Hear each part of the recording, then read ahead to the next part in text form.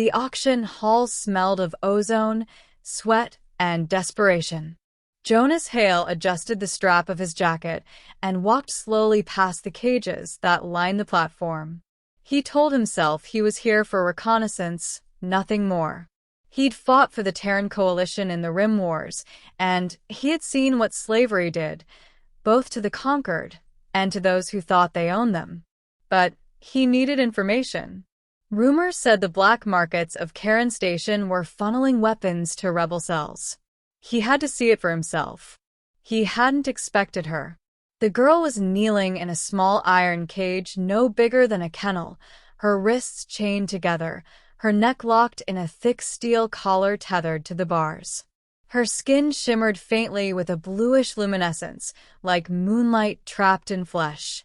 Her hair fell in silver waves, too long for her thin shoulders, and her eyes, large, liquid, and unblinking, followed him as if he were the first human being she had ever seen who wasn't shouting orders or swinging a whip. When he paused, her lips trembled. Then she whispered, in halting but clear English, "Can you buy me? And take me as your slave?" Jonas froze. The words cut sharper than a blade. Around them, merchants shouted prices for other lots, an insectoid miner, a reptilian gladiator. But he only heard her. A plea, not for freedom, but for ownership. For protection, perhaps. For survival. The reluctant bidder. He crouched near the bars. "Why would you want that?" His voice was low, so the guards wouldn't hear. "You should want to be free." Her hands clutched the chain at her collar. "Freedom means death here. If I am nothing, they will break me. But if I belong to someone, even a human, I might live." Her desperation was raw, more convincing than any staged performance. Jonas's gut twisted. He'd seen POWs bargain for less during the Rim Wars. He wanted to walk away, but his boots stayed planted. The auctioneer's amplified voice suddenly boomed. "Lot 47. A rare specimen of Lyran stock, trained and docile. Who will start the bidding?" The girl flinched as the crowd surged forward. Hands shot up, voices barked out numbers. Jonas's mind raced. If one of these slavers bought her, she would vanish into torment. If he bought her, he would be complicit, playing their game. But then her eyes met his again, wide with terrified hope. He raised his hand. The bidding war lasted less than a minute. Most competitors dropped away when they realized a human veteran was serious. The gavel slammed down. "Sold." To the Terran gentleman. Payment at the booth. Jonas exhaled slowly. He had just bought a living being. A chain in his hands. The slavers shoved papers and digital keys at him. A guard thrust the chain into his palm. The girl stumbled forward, nearly falling. Jonas caught her instinctively.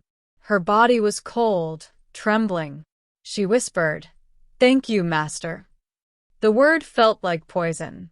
He walked her out of the hall, past the neon-lit corridors of Kharon Station. She kept her gaze low, moving only when tugged by the chain. Passers-by glanced but didn't interfere. Ownership was unquestioned here. When they reached his rented quarters, he locked the door and immediately unclipped her collar. The steel clattered on the floor. She gasped, rubbing her neck as though the skin beneath still burned. Jonas crouched before her again. "Listen to me," he said firmly. "You're not my slave. You don't belong to me. You're free now." Her glowing eyes widened, tears forming. "No. No, you cannot. Without an owner, I will be hunted, resold, or killed. You must keep me. Please." Jonas leaned back, shaken. He had expected gratitude, maybe even relief. Not this bone-deep terror of freedom. She had been conditioned to believe safety existed only in chains. "What's your name?" he asked. She hesitated. "I was called Lyra." The fractured past. Over the next hours, fragments of her story emerged. Lyra was from a colony on the edge of known space, a peaceful Lyran settlement that had refused to take sides in the Rim Wars. Raiders didn't care. They burned her home, killed those who resisted, and sold the rest. She had been passed from market to market until she landed on Kharon Station. To survive, she learned the one thing her captors wanted to hear: compliance. "I begged you to buy me," she admitted, "because you looked different. Not cruel. If I chose wrong," her voice cracked, "I would not have lasted another day." Jonas paced the small room. The weight of responsibility pressed on him. He hadn't planned for this. He was a soldier, not a savior. But looking at her fragile form curled on the bunk, he knew leaving her here was impossible. "You're coming with me," he said finally. "But as a passenger, not property. Do you understand?" She nodded, but doubt lingered in her eyes. Escape from Kharon. Getting off the station would not be easy. Jonas's ship, the Resolute, was docked in a restricted bay. His purchase papers gave him cover for now, but slavers didn't like losing merchandise. Worse, he still needed proof of the weapons trafficking. Leaving without it meant his mission failed. That night, Jonas and Lyra slipped through the alleys. She stayed close, silent as a shadow. He noticed how her luminous skin dimmed when fear overtook her, and how it brightened when she looked at him. A survival mechanism, perhaps, or something more.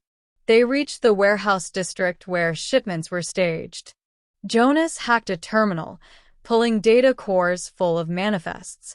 Plasma rifles, disruptors, even nuclear warheads, all headed to insurgent cells.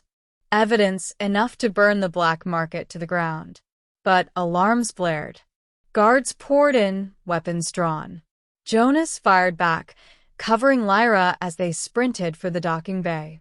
She stumbled once, but he grabbed her hand and yanked her forward.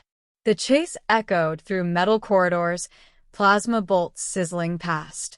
At the Resolute, Jonas shoved her aboard and sealed the hatch. Engines roared to life. As the ship blasted free of Kharon's gravity well, he glanced at Lyra in the co-pilot's chair, breathing hard, eyes wide, but alive. "You're safe now," he told her. The human choice. 2 days later, they cruised through quiet space. Jonas transmitted the stolen manifests to Coalition Command, knowing it would trigger a crackdown on Kharon Station. But his thoughts kept circling back to Lyra. She had begun to explore the ship, touching panels with cautious wonder. She cooked simple meals, asked shy questions about Earth, and once laughed at one of his war stories. Yet whenever he mentioned returning her to her people, or finding safe passage elsewhere, she grew silent. Finally, he confronted her. "You don't want freedom, do you?" Lyra's gaze lowered. "Freedom means I will be alone. I have no one left. My people are scattered, maybe gone. If I stay by your side, even as a servant, I belong somewhere, to someone." Jonas studied her. She wasn't asking for chains anymore. She was asking for connection, for a place in a universe that had stripped her of everything. Humanity, at its best, gave shelter to the broken. He reached across the table, gently taking her hand. "Then stay." "Not as a servant. Not as property. Stay as my crew. My partner. You belong here if you choose it." Tears shimmered in her eyes, but this time they were different. She nodded, smiling faintly. The glow of her skin brightened, casting a soft light across the cabin.